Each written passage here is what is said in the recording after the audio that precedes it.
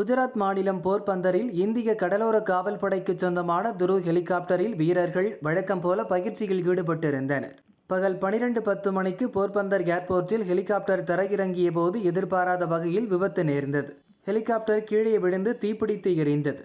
ஹெலிகாப்டரில் 2 பைலட்டுகளும் பயிற்சியில் ஈடுபட்டிருந்த ஒரு வீரரும் இருந்தனர். மீட்பு படை வீரர்கள் விரைந்து சென்று பலத்த தீக்காயமடைந்த 3 பேரை மீட்டு மருத்துவமனைக்கு கொண்டு சென்றனர். 2 பேர் ஏற்கனவே இறந்துவிட்டதாக டாக்டர்கள் கூறினர். 3வது நபருக்கு உயிர் இருந்தது. டாக்டர்கள் தங்களால் ஆன முயற்சிகளை எடுத்தனர்.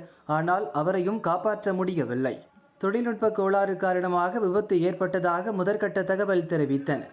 ஆனாலும் விபத்துக்கான காரணம் குறித்து கடலோர காவல்படை அதிகாரிகள் விசாரணை நடத்துகின்றனர். இதே போர்பந்தரில் கடலோர காவல்படையின் இன்னொரு துரு ஹெலிகாப்டர் கடந்த ஆண்டு செப்டம்பர் மாதத்தில் அரபிக்கடலில் விழுந்தது.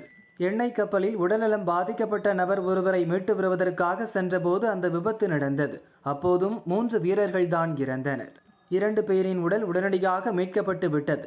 ஹெலிகாப்டரை ஓட்டி சென்ற பைலட் ராகேஷ்குமாரின் சடலத்தை அக்டோபர் மாதத்தில் தான் மீட்க முடிந்தது. இராணுவம், கடற்படை, விமானப்படை, கடலோர காவல்படை ஆகியவற்றில் 325 துருவ ஹெலிகாப்டர்கள் உள்ளன.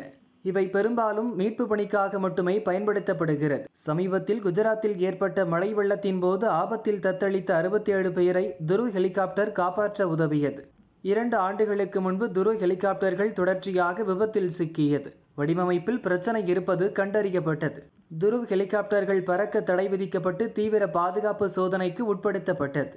பாதுகாப்பு ஆய்வுகள் நடத்தி முடிக்கப்பட்ட பிறகே மீண்டும் துரு ஹெலிகாப்டர்களை முப்படையினரும் பயன்படுத்த துவங்கினர்.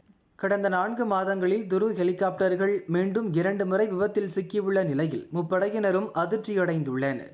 துரு ஹெலிகாப்டர்களின் பாதுகாப்பு தொழில்நுட்பங்களை முழுமையாக ஆராய வேண்டியது அவசியம் என பாதுகாப்பு வல்லுநர்கள் கருத்து தெரிவித்தனர்.